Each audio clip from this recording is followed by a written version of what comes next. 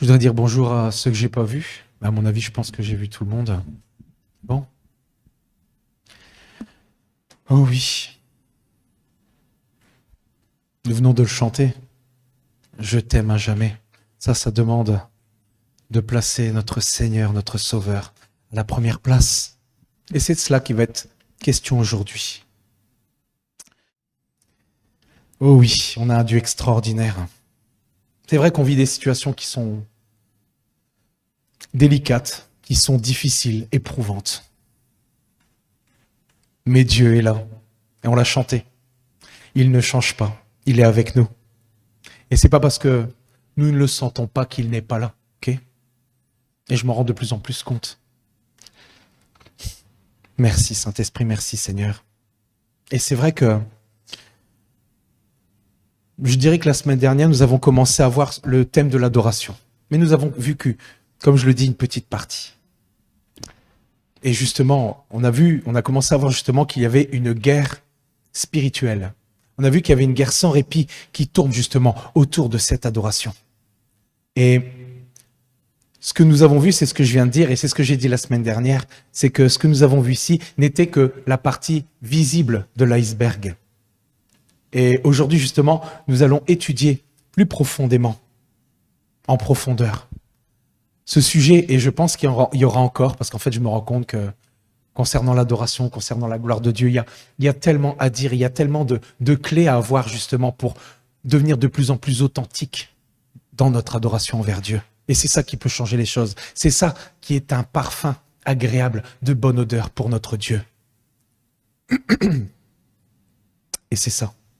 Et comme je l'ai dit, on va étudier ça plus profondément, un peu plus profondément, mais à mon avis, il y aura encore à dire la prochaine fois. Et je voudrais aussi, par là même, c'est vrai que je suis tellement dans le message que j'en oublie, mais vous avez vraiment les amitiés, vous avez le bonjour d'Agathe, qui est ici maintenant devant de beaux paysages.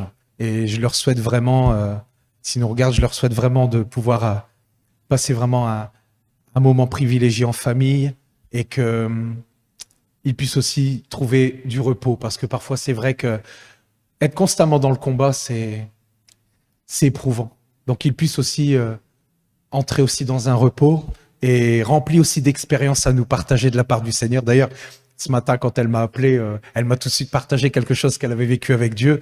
Donc, gloire à Dieu, parce que Dieu nous donne tellement de choses. Et il donne sa faveur, il la donne pour ses enfants. Nous avons un Dieu extraordinaire. Amen. Donc voilà. Et voilà, nous retournons dans le sujet. Et comme je dis, on va étudier ça plus profondément aujourd'hui. Et pour résumer un peu, parce que c'est vrai qu'on en a parlé. Est-ce que vous savez qu'il y a des spécialistes de l'humanité? Écoutez, moi, je me doute que ça devait exister, mais je connaissais pas le mot. Ils appellent ça des anthropologues, en fait, ou spécialistes de l'humanité. Ils étudient les populations tant au niveau physique qu'au niveau culturel. Et ce qu'ils ont remarqué de commun, pour résumer un petit peu par rapport à la semaine dernière, c'est que tous les peuples, tous adorent quelque chose. L'adoration, ils se sont rendus compte que l'adoration était un besoin universel et profondément inscrit dans l'homme. Et dans chaque fibre de notre être, c'est un besoin de se connecter à Dieu. Nous sommes nés, comme je le disais la dernière fois, nous sommes nés pour adorer. Et adorer, c'est aussi, et ça justement, j'en ai pas parlé aujourd'hui, mais on verra peut-être dans 2 semaines, c'est aussi naturel que manger ou respirer. Car Dieu l'a inscrit en nous.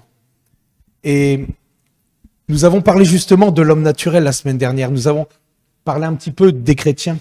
Mais je voudrais nous attarder ici parce que c'est vrai que c'est venu sur mon cœur. Et j'ai vu passer quelque chose qui était vraiment interpellant et intéressant. Parce que justement, si nous, chrétiens, nous manquons ce but d'adorer le Dieu vivant, le Dieu de la Bible, le Dieu tout-puissant, il y aura toujours un substitut qui peut être nous-mêmes, qui peut être, comme je le disais, une activité, une passion, un objet. Et je vais même aller plus loin. Peut-être une épouse, peut-être un mari, un enfant, vous voyez ?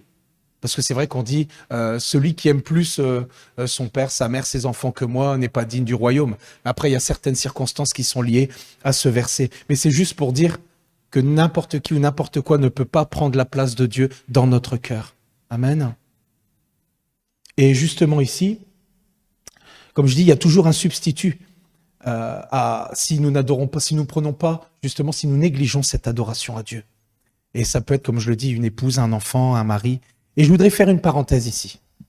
Nous devons être vigilants et prêter attention justement à ce qui va être dit. Parce qu'en parlant de personnages ou de personnes, il y a quelque chose, il y a un verset qui est intéressant. Et je vais vous le partager ici dans la version Summer de Matthieu 23, 8, 10, qui nous parle à un autre niveau. Ouais, vas-y, je t'en prie. Je vais commencer à le lire. Mais vous, ne vous faites pas appeler maître, car pour vous, il n'y a qu'un seul maître. Et vous êtes tous frères. Ne donnez pas non plus à quelqu'un ici-bas le titre de père, car pour vous, il n'y a qu'un seul père, le Père céleste. Ne vous faites pas non plus appeler chef, car un seul est votre chef. Merci. Vous savez quoi? J'ai préparé ma bouteille d'eau. En plus, Agathe me l'a rappelé ce matin. Je l'ai préparée. J'ai mis à mon bureau. Je l'ai transportée avec moi jusqu'au comptoir de la cuisine. Et j'ai pris mes feuilles et ma clé USB sans la bouteille d'eau. Mais je suis sur la bonne voie. Je suis sur la bonne voie pour ne pas me déshydrater. Merci Sylvie. Je vais te dire merci jusqu'à la fin du culte, hein, maintenant. Ah, merci Sylvie Roby. Bah, ce sera plus long, mais je vais le dire.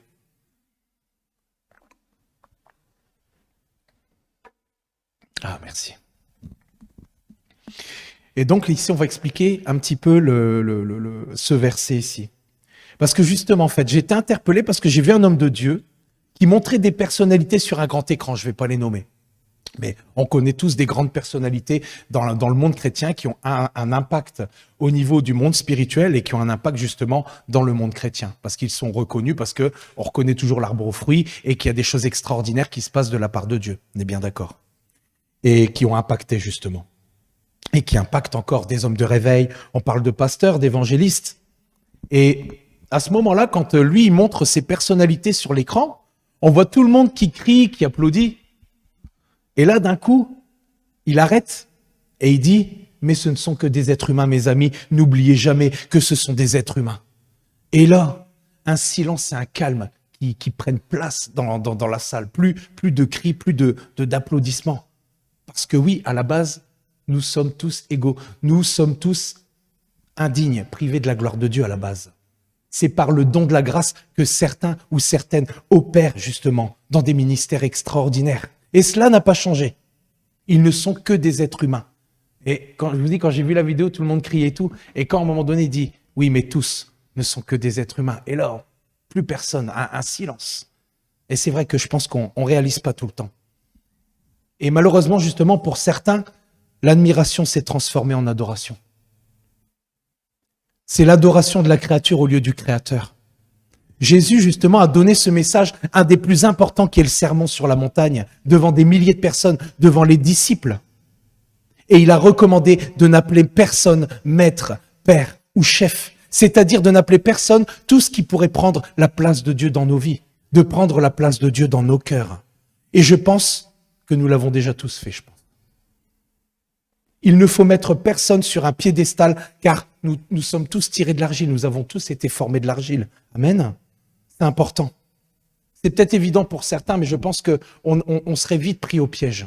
Et je pense que beaucoup ont été pris au piège. C'est un constat qui a été fait. Et ici, justement, on est tous égaux devant Dieu. C'est Dieu qui l'a dit dans sa parole. Et ce qui était remarqué aussi, c'est que dans beaucoup d'églises, c'est que le pasteur ou apôtre ou autre titre a pris la place de médiateur entre le chrétien et Christ. À ce moment-là, sa relation n'est plus de lui vers le la relation n'est plus de nous vers Christ, mais de nous vers le pasteur. Et c'est alors que justement, à ce moment-là, on s'en rend pas compte, mais on considère comme médiateur, alors qu'il n'y a qu'un seul médiateur, et c'est Christ. Amen. On doit faire attention, hein, ça peut être vraiment un piège. Hein. Et justement, parfois, quand un homme de Dieu part auprès du Seigneur, parce que c'est ce qui se passe parfois, beaucoup quittent les assemblées, car malheureusement, c'était la créature qui avait la première place dans les cœurs. Pas réellement Dieu. Et on s'en rend compte, c'est quand il y a des choses qui se passent et qu'il y a malheureusement un départ. Et c'est pour ça qu'on doit vraiment être mis en garde. Et je parle dans les églises, mais je parle aussi sur les écrans et sur ce que nous voyons. Ça peut vite se transformer justement. On peut passer vite de l'admiration, parce qu'on peut admirer quelqu'un et dire, voilà, il a payé le prix, c'est vraiment un homme de Dieu et tout. Mais il ne faut pas que l'admiration se transforme en adoration. Il ne faut pas que la créature prenne la place de Dieu dans notre cœur. Amen. C'est justement, j'allais pas, comme je vous dis, des fois, je me fais un plan de tout ce qui va se passer, et puis au final, je me rends compte que j'épilogue de plus en plus, en fait, je détaille de plus en plus. Et je vais prendre avec vous, justement, dans Jérémie 17,5. Mais ce verset-là, de toute façon, vous le connaissez tous, donc je sais que... qui nous dit « Ainsi parle l'Éternel. Maudit soit l'homme qui se confie dans l'homme, qui prend la chair pour son appui et qui détourne son cœur de l'Éternel. » C'est toujours une question, et vous verrez dans le message, vous verrez toujours, c'est toujours une question de détourner son cœur. Et on parle d'un cœur qui est partagé. Parce qu'il faut savoir que, comme le chant se dit, que la lumière soit, le cœur de Dieu n'est pas partagé. Il est tout entier pour nous. Amen. Pour chacun d'entre nous, individuellement. Mais Dieu est partout, il est omniscient, omniprésent, et vous voyez ce que je veux dire. Hein. Dieu est partout à la fois. Et il nous consacre un amour extraordinaire à chacun individuellement. Ça, on ne doit pas l'oublier. Ceux qui nous regardent aussi ne doivent pas l'oublier parce que Dieu nous aime. Amen. Au-delà de tout ce qui nous arrive, nous devons vraiment avoir la compréhension que Dieu nous aime et qu'on a un Dieu qui est assis dans notre cœur et qui est extraordinaire. Il est extraordinaire. J'ai encore pu l'expérimenter hier, ce matin, et puis tous les jours en fait. Tous les jours, on peut l'expérimenter. Amen. Au-delà de toutes nos circonstances. Et justement, quand on regarde ici ce verset dans Jérémie 17,5, on voit qu'il y a quelque chose en nous tous qui nous fait rechercher, je dirais, un père spirituel ici-bas, un appui ici-bas. Et c'est vrai qu'il y a des gens formidables dans le Seigneur, des modèles dans la foi, comme on dit, et on peut les imiter. Mais nous n'avons pas, je dirais, de chef, de père spirituel, de maître. Amen. Mais nous pouvons imiter ceux qui sont intègres dans la foi. Amen. Ce n'est pas interdit, mais il ne faut pas, encore une fois, que l'admiration se transforme en adoration. Amen. C'est juste ça. On doit vraiment prendre garde et veiller sur notre cœur. Amen. Oh oui. C'est ça. Nous n'avons pas de père spirituel sur terre. Le seul que nous avons est dans les cieux. Amen. Et personne ne doit prendre sa place ici-bas. Que notre cœur prenne Jésus seul, et je reprends avec le verset, que notre cœur prenne Jésus seul pour son appui. Amen. Et justement, nous allons ici aller un petit peu plus loin, parce que nous avons justement vu qu'il y avait une guerre dès le commencement, que notre adoration est due à Dieu seul, mais que Satan essaie par tous les moyens de détourner notre cœur, de s'accaparer l'adoration par tous les moyens. Et justement, la Bible nous donne des précisions pour se situer par rapport à cette guerre et comment se positionner pour la remporter dans nos vies et surtout dans nos cœurs. Et je vais prendre avec vous justement Jean 4, 21 à 24. Et pareil, vous connaissez ce verset. « Femme, lui dit Jésus, crois-moi, l'heure vient où ce ne sera ni sur cette montagne, ni à Jérusalem que vous adorerez le Père. Vous adorez, ça on doit retenir, vous adorez ce que vous ne connaissez pas. Nous adorons ce que nous connaissons, car le salut vient des Juifs. Mais l'heure vient, et elle est déjà venue, où les vrais adorateurs adoreront le Père en esprit et en vérité. Car ce sont là les adorateurs que le Père demande. Pardon, excusez-moi. Dieu est esprit, et il faut que ceux qui l'adorent en esprit et en vérité. Amen. Dans ce passage, justement, Jésus nous dit qu'il est nécessaire de connaître celui que nous adorons. Amen. Vous adorez ce que vous ne connaissez pas. Nous adorons ce que nous connaissons. Pour apprendre à aimer véritablement quelqu'un, nous devons apprendre à connaître la personne, non? Même dans notre vie, je sais que pour aimer véritablement ma femme de plus en plus, je sais que j'ai appris à la connaître et j'apprends encore à la connaître. Vous voyez? Et plus j'apprends à la connaître, et plus je l'aime. Parce que c'est vrai que je regardais ici, et je vais reparler de cette fameuse émission, parce que c'est vrai que cette émission, c'est une blague, une mauvaise blague. Il y a l'émission qui est Mariée au premier regard. Ah ouais, je vois ta tête, Rosemary, je suis consterné aussi quand je vois ça. Et qui porte bien son titre, puisque le but est de marier les personnes sans qu'elles se connaissent, c'est-à-dire au premier regard. Et vous savez quoi? Certains divorcent. Pourquoi? Parce que sans se connaître, on ne peut pas aimer véritablement. On ne peut pas aimer véritablement. On parle parfois de coup de foudre, mais quand on regarde une personne de l'extérieur, on parle de coup de foudre, mais c'est quelque chose qui est physique. On ne peut pas, ça se trouve, à un coup de foudre, mais après, on va déchanter en connaissant la personne. Vous voyez ce que je veux dire? Avec Dieu, il n'y a pas de risque. Hein. Vous pouvez apprendre à le connaître, ça va aller de mieux en mieux. Vous ne serez jamais déçus. Amen. Et c'est ce que je veux faire. Continuer vraiment mais je ne vais pas me spoiler, continuer vraiment d'apprendre à le connaître de plus en plus. C'est le but de notre vie, c'est de connaître de plus en plus Dieu et de lui ressembler de plus en plus. Amen. Oui. Et c'est ça. Donc, on ne peut pas s'aimer sans se connaître. On ne peut pas aimer véritablement. Et la Bible, justement, nous dit quelque chose d'important sur le domaine de l'adoration. On en a parlé un petit peu la semaine passée, mais je vais reprendre parce qu'il y a là une clé de l'adoration. Dans Matthieu 22, 37. Et c'est vrai que s'il est mis en premier, je pense que c'est le verset le plus important, le commandement le plus important de la parole de Dieu. Jésus lui répondit, tu aimeras le Seigneur de tout ton cœur, de toute ton âme, de toute ta pensée, et il y a même de toute ta force. Et je disais à quel point ce verset était extrêmement fort. Et la question justement à se poser, c'est comment aimer Dieu de tout son cœur? Ça a l'air inaccessible. Comment aimer Dieu de tout son cœur, de toute son âme, de toute sa force, de toute sa pensée? Et Dieu aussi nous dit que les véritables adorateurs, ce sont ceux qui adorent le Père en esprit et en vérité. Et que ce sont ceux-là que le Père recherche. Alors comment pouvons-nous honorer ce premier commandement? Comment pouvons-nous honorer ce premier commandement? Eh bien, il y a déjà une clé qui est à travers la connaissance de la parole de Dieu. Amen. L'adoration qui plaît à Dieu est basée sur sa parole. Et il se révèle à travers elle. Amen. Il se révèle à travers sa parole. Adorer Dieu en vérité, c'est adorer Dieu comme il nous l'est pleinement révélé dans sa parole, basée sur la vérité. En plus, nous avons, comme Roby dit toujours, ce merveilleux esprit de vérité qui va nous conduire dans toute la vérité. Amen. Plus nous connaissons la parole, plus nous connaissons la Bible, plus nous comprenons la vérité au sujet de Dieu, au sujet de qui il est, au sujet de sa grâce. Et plus nous connaîtrons Dieu, plus nous serons passionnés et aurons le désir de l'adorer. Il y a plusieurs points concernant l'adoration, et c'est sur celui-là que je vais m'attarder aujourd'hui. Et justement, c'est ce que j'ai encore pu expérimenter ce matin j'ai regardé l'heure, à 5h30. Parce que je fais beaucoup de recherches dans la parole de Dieu, je lis la parole et je me rends compte en lisant vraiment tous ceux qui nous ont précédés, toutes les histoires de la parole, combien Dieu est extraordinaire, combien Dieu est merveilleux, combien les attributs de Dieu, la nature de Dieu est parfaite.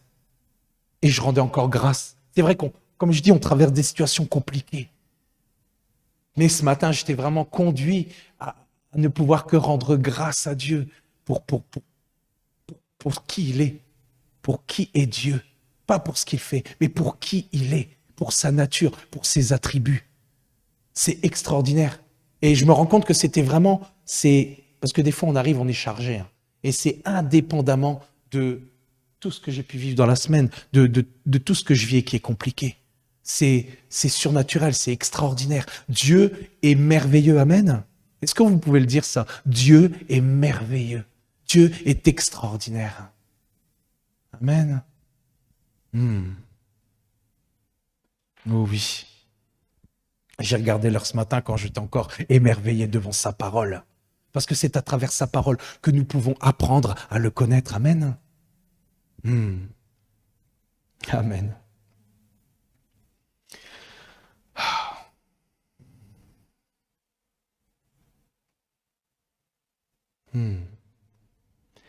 C'est ça. Plus nous serons passionnés et aurons le désir de l'adorer. À l'inverse, parce que c'est vrai qu'on parle du bon côté, à l'inverse, chaque fois que nous nous sentons indifférents, que nous nous sentons insensibles, passifs, que je dirais, je prends le terme avec des pincettes, que nous nous ennuyons à l'adoration, quant à l'adoration, C'est le signe que justement nous avons perdu de vue ce que nous avons dit tantôt. C'est le signe que nous avons perdu de vue combien la grâce de Dieu est merveilleuse. Et dans la foulée, justement, nous perdons aussi la compréhension de ce qu'est la gloire de Dieu. Et on va en parler un petit peu ici. Parce que la gloire de Dieu, c'est ce que je disais juste au-dessus. C'est une révélation de sa nature. C'est une révélation de qui il est, de qui est Dieu. Parce que c'est un Dieu qui est parfait, mes amis. Et justement, pour, je dirais, étayer, pour développer, on va prendre cela parce que Moïse a pu l'expérimenter. Et vous voyez aussi de quelle expérience je parle. Et je vais prendre avec vous un texte ici. Dans la Bible Semeur, je vais prendre Exode 33, 18 à 23. Mais j'insiste. C'est parce que je ne vais pas vous compter, vous traversez aussi des choses difficiles. Je ne vais pas vous compter ce que je traverse en ce moment. Mais ce que je peux dire, c'est que Dieu est merveilleux. J'insiste, hein, excusez-moi. J'insiste. Et il est digne d'avoir toute notre adoration. Ah, si nous venons devant lui avec un cœur sincère, un cœur qui est ouvert juste pour qui il est, un cœur dans la révérence, dans la soumission. Je pense qu'on peut vivre des temps extraordinaires, des délivrances extraordinaires. C'est parce que j'ai pas d'expérience sous la main, mais je sais qu'il y a des témoignages à ce sujet. Amen. Là-dessus, Moïse reprit. Permets-moi, qu'est-ce qu'il demande là à Dieu? Permets-moi de contempler ta gloire. Et Dieu lui répondit, c'est ma bonté tout entière que je veux te montrer, et je proclamerai devant toi qui je suis. Je ferai grâce à qui je veux faire grâce. J'aurai pitié de qui je veux avoir pitié. Mais tu ne pourras pas voir ma face, car nul homme ne peut me voir et demeurer en vie. L'Éternel dit encore, il y a ici un lieu tout près de moi. Tiens-toi debout sur le rocher, et quand ma gloire passera, je te mettrai dans le creux du rocher, et je te couvrirai de ma main, jusqu'à ce que j'ai passé. Puis, je retirerai ma main, et tu me verras de dos, mais personne ne peut voir ma face. Et je voudrais encore faire justement ici une petite parenthèse, parce que quand j'ai lu cette histoire, il y a quelque chose qui est revenu par rapport au thème de ma prédication, du message que je donne. Et je trouvais ça extraordinaire, vraiment le fait que tout s'imbrique, comme d'habitude. Et ce qui est interpellant ici par rapport au message que je donne plus haut au début, c'est qu'à ce moment-là, l'Éternel dit pour la 3e fois au peuple qu'il est un peuple rebelle. Ça, on a déjà entendu dans la parole de Dieu. Qu'il est un peuple au cou raide. Et à ce moment-là, le peuple est consterné, c'est-à-dire dans un abattement profond. Et qu'est-ce qu'il nous est dit? Je ne l'ai pas pris, hein. Mais qu'est-ce qu'il nous est dit au verset 4? Il nous est dit que lorsque le peuple entendit cette parole sévère, il prit le deuil et personne ne mit ses parures. Personne ne mit ses parures. Qu'est-ce que ça veut dire? Et ces bijoux, justement, en question, étaient associés aux faux dieux d'Égypte. Ces parures, et c'est pour ça que Dieu leur a demandé de les retirer, ces parures, à notre époque, peuvent être, parce que je ne vais pas reprendre ce qui était à leur époque, à notre époque, peuvent être comparables à des pendants avec des signes du zodiaque, ou des porte-clés avec des symboles, ou des figurines de saints. Ou encore, justement, on peut parler aussi de pattes de lapin attachées au rétroviseur. Vous voyez où je veux en venir? Non mais, vous voyez où je veux en venir, justement, par rapport à ça. C'est censé porter bonheur, etc., etc. Et cela n'a l'air de rien, mais en réalité, c'est de l'idolâtrie. Et ça revient justement à ce que je disais au début. Le fait que ça prenne la place de Dieu dans nos cœurs. Il n'y a rien qui doit prendre sa place. Parce qu'on a un Dieu jaloux. Nous avons un Dieu jaloux qui désire que les cœurs lui appartiennent, et on l'a dit la semaine dernière, que les cœurs lui appartiennent partiellement. Entièrement. Non mais je sais, vous le savez. C'est ça, que nos cœurs lui appartiennent entièrement. Et à cause justement de cette rébellion, Dieu est offensé. Et qu'est-ce qu'il fait? Il se retire du camp. Ben là, c'est moins marrant, pour ne pas les exterminer, comme il dit. Et c'est là que Moïse intervient et installe la tente d'assignation hors du camp, ou appelée justement à ce moment-là la tente de la rencontre. Donc ça veut dire que Dieu ne voulait plus siéger au milieu de toute l'idolâtrie. Et à ce moment-là, Moïse va à l'extérieur du camp, installe une tente qu'on appelle la tente de la rencontre ou la tente d'assignation.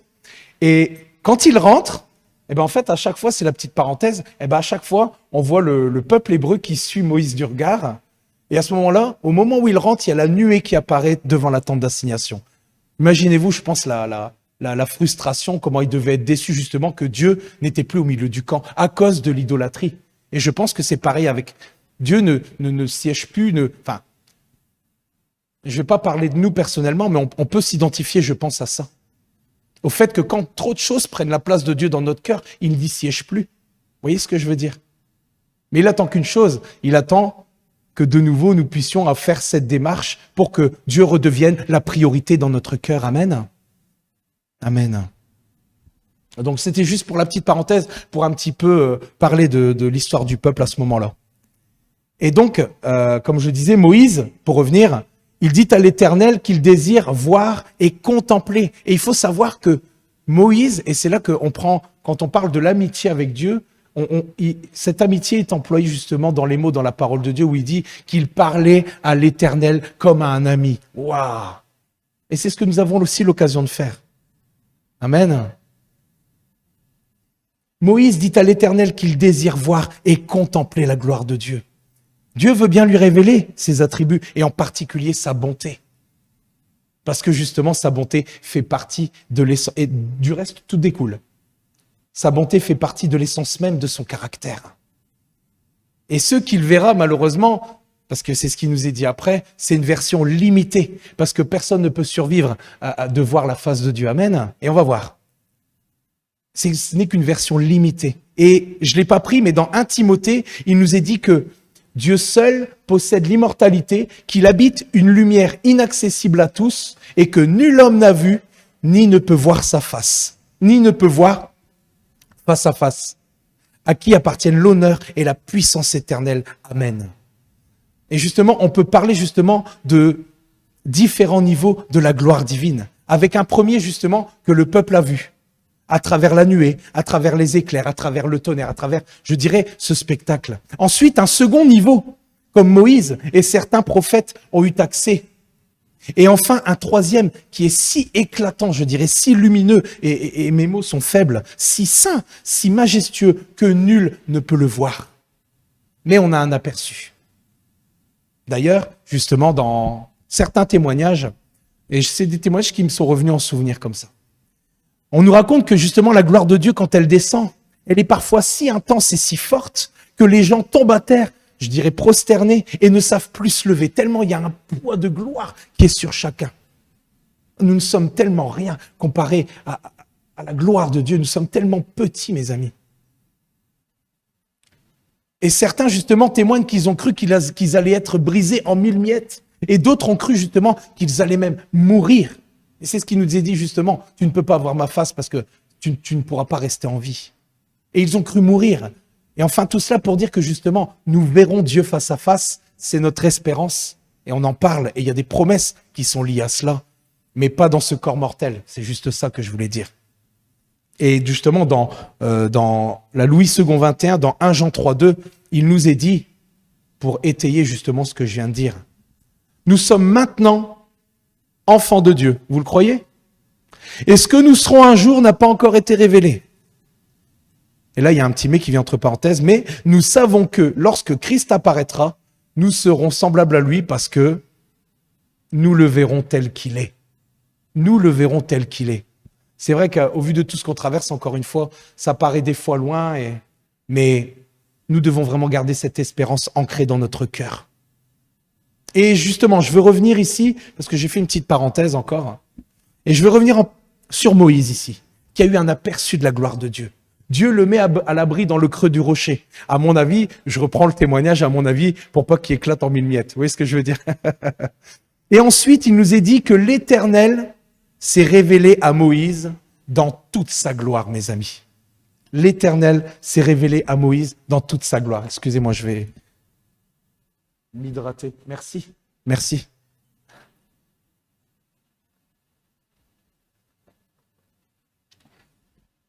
L'Éternel s'est révélé à Moïse dans toute sa gloire. Waouh! Et je vais prendre avec vous justement Exode 34. Je dis bêtises, non? Ah ouais, si, c'est ça. Et je vais prendre avec vous Exode 34, 5 à 7. Et là, on voit qui est Dieu dans sa gloire. L'Éternel descendit dans une nuée, se tint là auprès de lui et proclama le nom de l'Éternel. Et l'Éternel passa devant lui et s'écria, l'Éternel, l'Éternel, Dieu miséricordieux et compatissant, lent à la colère, riche en bonté et en fidélité. Et dans d'autres versions, il est dit « et en vérité ». Qui conserve son amour jusqu'à 1000 générations, qui pardonne l'iniquité, la rébellion, et je vais m'arrêter là, qui pardonne l'iniquité, la rébellion et le péché.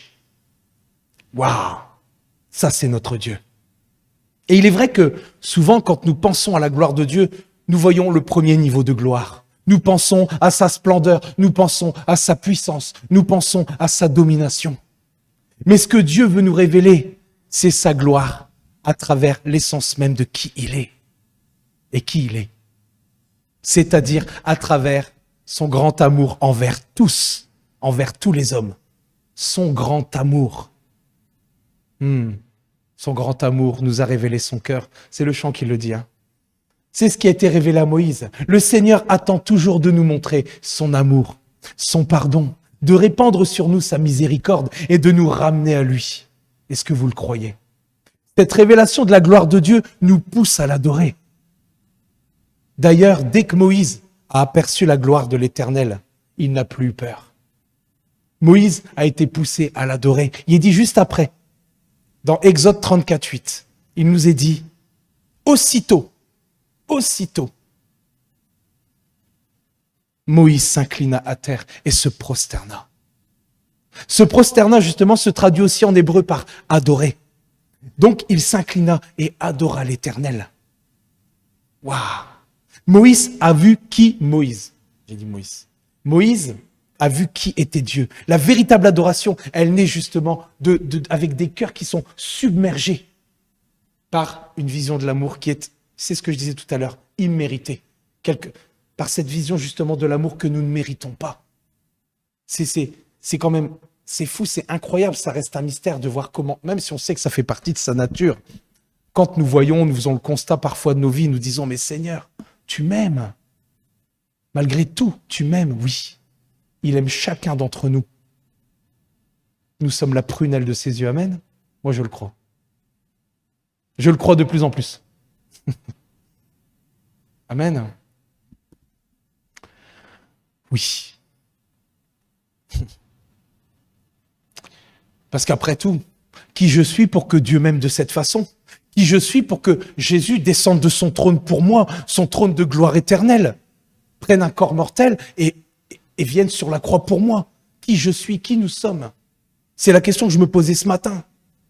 J'ai rien fait pour ça. Mais il m'aime tellement, et il aime tellement chacun d'entre vous, et aussi tous ceux qui nous regardent. J'insiste, parce que c'est la base de tout, c'est l'amour de Dieu, amen.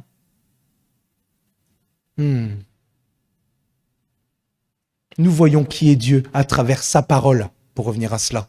Et il y a tellement d'exemples concernant sa nature, concernant son amour, son pardon, sa compassion, sa miséricorde, sa fidélité. Alors vraiment, je nous encourage à explorer sa parole pour apprendre à connaître le Dieu vivant. Amen. Je nous encourage vraiment à explorer sa parole. J'ai jamais autant exploré que depuis le temps que je suis sur l'estrade. À manger sa parole, à découvrir sa parole.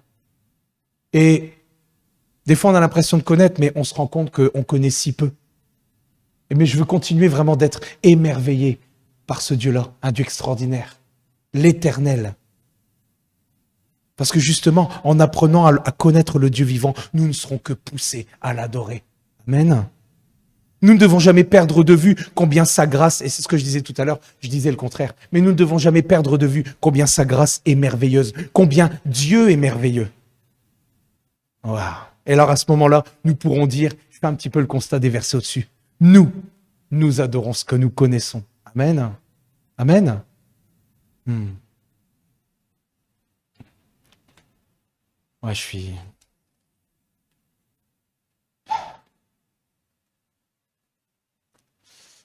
Amen. Et justement, nous allons passer à ce que je disais, parce que la semaine dernière, en fin de prédication, en fin de message, j'ai parlé d'une chose justement concernant les pratiques extérieures, concernant justement le domaine de l'adoration. Vous vous souvenez certainement. Mais cela veut aussi dire que c'est valable aussi pour d'autres domaines, parce qu'il y a des fois des postures qu'on prend pour la prière, pour la louange, vous voyez ce que je veux dire? Et on va épiloguer là-dessus. Et je vais prendre avec vous le psaume 51, 18, 19, qui est un bel exemple, je trouve.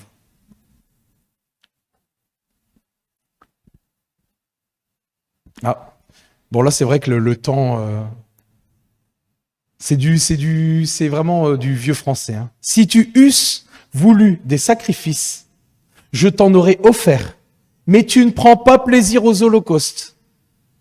Les sacrifices qui sont agréables à Dieu, c'est un esprit brisé. Ô Dieu, tu ne dédaignes pas un cœur brisé et contrit. Que veut dire ici le psalmiste? Ce qui nous est dit ici, c'est que Dieu n'est pas premièrement intéressé par les aspects extérieurs. Amen. Cela ne signifie pas non plus que Dieu ne désire pas nos sacrifices et nos offrandes, hein, on est bien d'accord, mais on va épiloguer, justement. Il ne veut pas que ce soit la première chose que nous lui offrons. Je pense qu'on comprend. Il y a un ordre. Et d'ailleurs, je vais prendre avec vous justement 1 Samuel 16, 6, 7. On va y aller point par point pour détailler justement ce verset.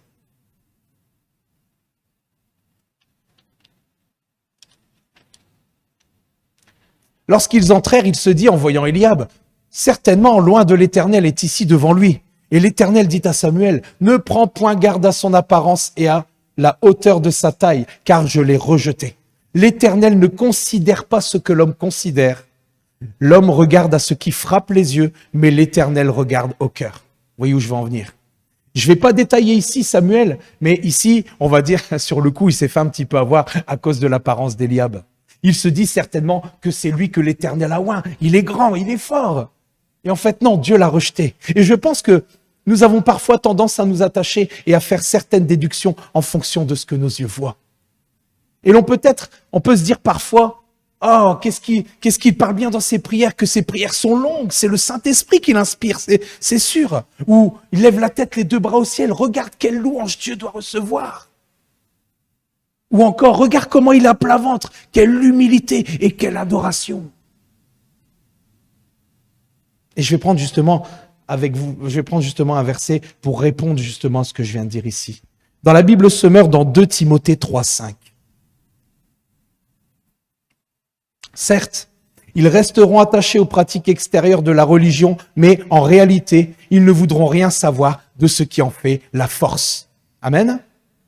Détourne-toi de ces gens-là. C'est typique de l'être humain. Nous voyons souvent, et je vais reparler, j'aime bien de parler de l'iceberg en ce moment, nous voyons souvent le sommet de l'iceberg, donc la partie physique, la partie extérieure, mais nous oublions souvent qu'il y a une partie immergée. D'ailleurs, souvent la partie immergée est beaucoup plus conséquente que la partie que nous voyons à l'extérieur. Amen. Et je réalise beaucoup de choses à travers tout ce que j'ai préparé, à travers tout ça. On a un Dieu merveilleux, extraordinaire. Et je veux continuer de le dire. Et c'est ça, c'est souvent la plus imposante. Et on ne trompe pas Dieu, car Dieu regarde au-delà de nos mots. Parce que c'est vrai, il regarde au-delà de nos mots. Je l'ai dit, je ne sais plus si je l'avais dit la semaine dernière, c'est qu'il dit, ce peuple m'honore du bout des lèvres, mais son cœur s'est détourné, son cœur est éloigné de moi. On parle encore d'un éloignement, d'un détournement du cœur. Amen. Donc c'est ça que je dis. Dieu regarde au-delà de nos mots, de nos attitudes extérieures. Dieu regarde au cœur. C'est toujours une question de cœur. Si les pratiques extérieures représentent tout ce que nous avons à lui offrir de nos vies, alors Dieu n'y prendra pas plaisir. Amen. Dieu ne prend pas plaisir à juste amener un aspect extérieur. Juste pour dire de le louer, vous voyez ce que je veux dire? Dieu veut l'authenticité de nos cœurs. Dieu veut l'entièreté de nos cœurs. Amen. Le Seigneur, lui, regarde sous la surface. Ses yeux sont rivés sur nos cœurs, à notre attitude intérieure. Ça va de l'intérieur vers l'extérieur et on va en parler. Il est dit que le sacrifice qui est agréable à Dieu est un esprit brisé. Wow, c'est quand même lourd à entendre. On se dit, parce que c'est « Oh Dieu, tu ne dédaignes pas un cœur brisé et contrit ». Qu'est-ce que cela signifie? Dieu désire-t-il nous écraser ou nous enfoncer? Avec tout ce que j'ai dit avant, vous allez me dire « Non ». Bien au contraire, un esprit brisé nous parle d'un esprit qui arrive au bout de lui-même, au bout de sa volonté personnelle, au bout du moi. Nous avons vu le psaume qui dit, justement la semaine dernière, « Venez, prosternons-nous et humilions-nous, plions, fléchissons le genou devant l'Éternel notre Créateur. » Et je n'avais donné qu'une partie de l'équation pour une adoration qui plaît à Dieu. S'agenouiller ou se prosterner signifie vraiment une position d'humilité, une position de soumission, à la fois physiquement et mentalement. Même si nous ne sommes pas obligés de nous prosterner, c'est vraiment une conduite de l'esprit. Donc c'est ça, d'humilité, de soumission à la fois physiquement et mentalement, ou je dirais mentalement ou physiquement, intérieurement ou extérieurement, enfin ou les deux ou extérieurement, dans le corps et dans le cœur. Amen. Lorsque nous nous inclinons dans l'adoration, je vais reprendre mon souffle. Lorsque nous nous inclinons dans l'adoration, nous reconnaissons la place, la suprématie de Dieu, la place suprême de Dieu, et nous acceptons notre propre position d'abaissement et de soumission. Amen. Le psaume 99, justement, nous dira « L'Éternel est grand en Sion, il est élevé au-dessus de tous les peuples. » Amen. C'est avant tout notre attitude qui compte dans l'adoration. Nos cœurs doivent toujours s'incliner humblement lorsque nous adorons Dieu, même si le corps ne le fait pas. Amen. Et comme je dis, vraiment, quand le corps, je pense qu'il y a des conduites, parfois, comme je parlais la semaine dernière avec cet homme de Dieu qui avait eu cette conduite de l'esprit avec son assemblée, vraiment en fin de message ou en fin de louange, à adopter un positionnement parce que c'était poussé par l'Esprit de Dieu. Amen. Et justement, je regardais du dimanche même et je voyais vraiment il y avait des milliers, il y a encore un homme de Dieu que je cite pas, et il était prosterné. Il y avait des milliers de personnes prosternées et ils étaient dans un moment d'adoration. Ils étaient vraiment dans un moment d'adoration. Après, voilà, chacun adopte la posture en fonction. Vous voyez ce que je veux dire? Je pense que Dieu, de toute façon, poussera en fonction de chacun. Vous voyez, il nous a créés différemment, on vit des choses différemment, et je pense que Dieu fait en fonction de chacun, bien sûr. Amen. C'est ça. C'est avant tout notre attitude qui compte dans l'adoration. Nos cœurs doivent toujours s'incliner humblement, comme je le disais, lorsque nous adorons Dieu, même si le corps ne le fait pas, comme je le dis.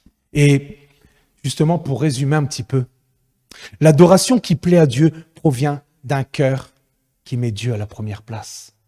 Mais ça, vous le savez, qui est tout entier à lui. J'aime bien ce verset. Je l'ai dit plein de fois, je l'ai encore dit quand j'ai envoyé le message hier sur le groupe. C'est ça que Dieu veut, notre cœur tout entier à lui. Et j'avais ce verset qui est venu à ce moment-là qui a dit « Parce que là où est ton trésor, là sera ton cœur. » Amen. Merci Seigneur. Nous avons été créés à l'image de Dieu. Et c'est là justement que prend tout le sens d'adorer Dieu, en esprit et en vérité. Nous sommes tous des êtres à la base spirituelle qui vivons dans un corps. Et qu'est-ce que désire Dieu? Dieu désire simplement avoir une communion avec notre esprit, une communion d'esprit à esprit, une communion à cœur, je dirais. Amen. Et pour revenir justement à ce que je disais au sujet de la partie extérieure, concernant l'adoration, ce n'est pas parce que nous sommes prosternés, et c'est le constat en fin de compte, ce n'est pas parce que nous sommes prosternés ou quelques gestes que ce soit, hein, parce qu'on parle de prosterner, on parle d'agenouiller, de se courber, de s'incliner, il y a beaucoup de positionnements. Hein. Et ce n'est pas parce que justement nous sommes prosternés à l'extérieur que nous le sommes dans notre cœur. Amen. Nous ne devons pas regarder à l'apparence, nous ne devons pas nous fier à ça, et nous devons vraiment faire une introspective de notre cœur pour voir si quand nous adorons Dieu, nous venons avec légèreté ou si vraiment nous venons avec vraiment soumission, révérence, que nous mettons tout de côté parce que pour qui il est, parce qu'il est digne, parce qu'il est, je ne l'ai peut-être pas encore dit, parce qu'il est merveilleux. Je plaisante, mais c'est vraiment important. Je découvre beaucoup de choses avec le Seigneur. Oh Seigneur, qu'est-ce que tu es patient avec moi, pourtant. Un Dieu extraordinaire.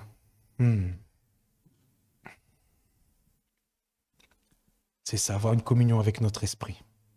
Et voilà, je disais, pour revenir justement à cette partie extérieure, nous devons vraiment sonder notre propre cœur, comme je le disais justement au moment de la Sainte Seine. Sondons nos propres cœurs lorsque nous chanterons, parce que c'est vrai que je pense que je l'ai mis à la fin. Il y a un chant qui est bien connu et que nous louons ici, mais il va être à la fin, j'ai brisé la surprise, mais qui nous dit « Les apparences sont trompeuses, tu vois bien au-delà. Ô Dieu, tu sondes mon cœur. » Vous voyez, c'est exactement le chant qui m'est venu à l'esprit. Amen. Mais je me suis encore une fois, je ne sais pas garder une surprise, décidément. Faut pas me confier un secret. Non, je plaisante. Juste l'esprit est la partie de notre personnalité qui peut être en contact direct avec Dieu. Ça, j'espère que nous le réalisons. Et 1 Corinthiens 6, 17 nous dit, mais celui qui s'attache au Seigneur est avec lui un seul esprit. Amen. Mais pour s'exprimer, l'esprit a besoin de l'âme. La partie à travers laquelle la volonté et les sentiments opèrent. Et justement, j'ai un exemple qui m'est venu à ce moment-là. On prend à un moment donné Jésus par son esprit qui sonde le cœur des disciples. Et qu'est-ce qu'il leur dit? Pourquoi de telles pensées s'élèvent-elles dans vos cœurs? Et ça, c'est un exemple parfait qui nous montre justement que tout démarre de la pensée. Tout démarre justement de notre esprit. Et à un moment donné, qu'est-ce qui se passe? Ça descend dans notre cœur. Et c'est ça que nous devons faire attention. C'est à ce qui descend dans notre cœur. Pourquoi de telles pensées y sondaient les cœurs des disciples par son esprit? Pourquoi de telles pensées s'élèvent-elles dans vos cœurs? Nous devons vraiment faire attention à ce qui pénètre nos cœurs. Amen. Et comme je le disais, l'esprit a besoin de l'âme, la partie à travers laquelle la volonté et les sentiments opèrent et qui prend les décisions pour la personne tout entière. Et qu'est-ce qui se passe après quand c'est poussé par l'Esprit de Dieu? L'âme, à son tour, met le corps en mouvement lorsqu'il est poussé par le Saint-Esprit. Amen. J'ai compris beaucoup de choses. Et justement, c'est à ce moment-là que notre adoration devient un parfum de bonne odeur, un sacrifice agréable que Dieu approuve, que Dieu agrée, que Dieu aime, je dirais. Auquel Dieu prend plaisir, nous l'avons chanté dans ce chant qui nous dit majesté. Notre Dieu recherche justement, comme je le disais tout à l'heure, ce genre d'adorateur. Alors, la question à se poser, et c'est vrai que j'en avais parlé tout à l'heure au début de la prédication, est-ce que notre cœur tout entier est à Jésus? Est-ce que nous pouvons faire le constat? Est-ce que nous pouvons faire une introspective pour savoir où est-ce que nous en sommes? Ou s'il y a quelque chose qui prend la place de Dieu dans notre cœur?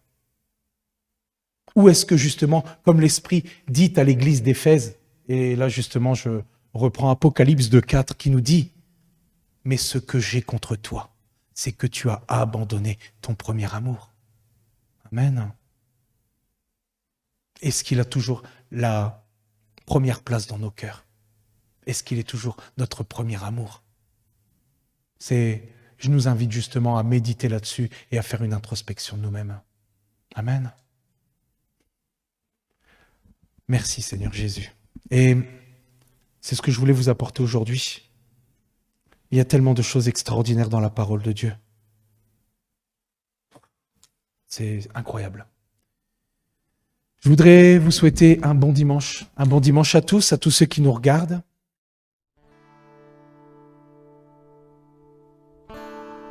Les chants terminés, le rideau retombe, je viens simplement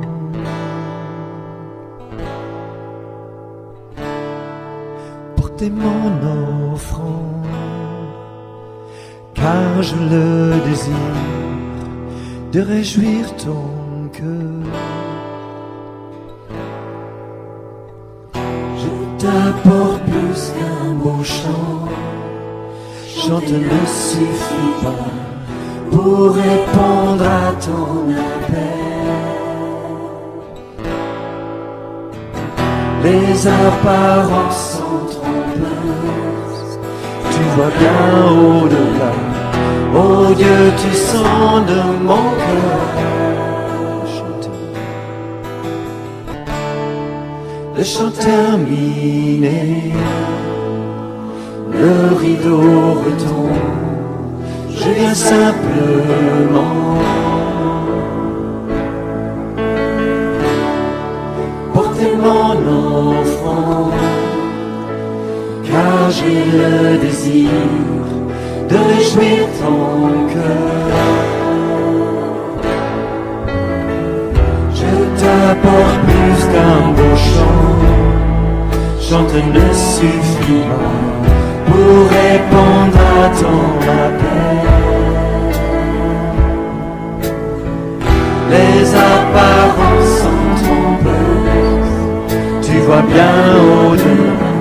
Oh Dieu, tu sondes mon cœur. Je reviens au cœur de la louange.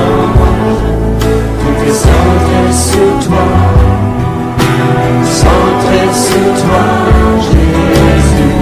Oui, je renonce à tous mes faux semblant.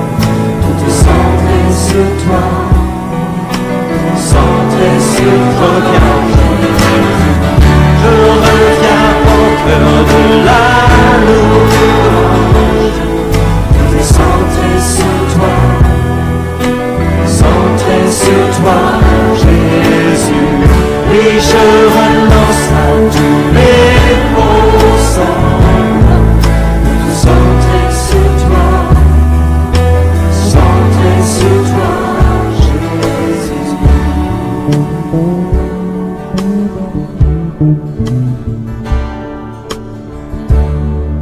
Roi d'éternité, qui peut exprimer ce dont tu es dit? Bien que faible et mort, je te donne tout. Prends toute ma vie. Roi d'éternité, qui peut exprimer ce dont tu es dit? Bien que faible et pauvre, je te donne tout. Prends toute ma vie. Je t'apporte plus qu'un mot chant, Seigneur. Je t'apporte plus qu'un mot chant. Chante ne suffit pas pour répondre à ton appel. Les apparences sont trompeuses. Tu vois bien au-delà. Oh Dieu, tu sondes mon cœur. Je reviens au cœur de la louange.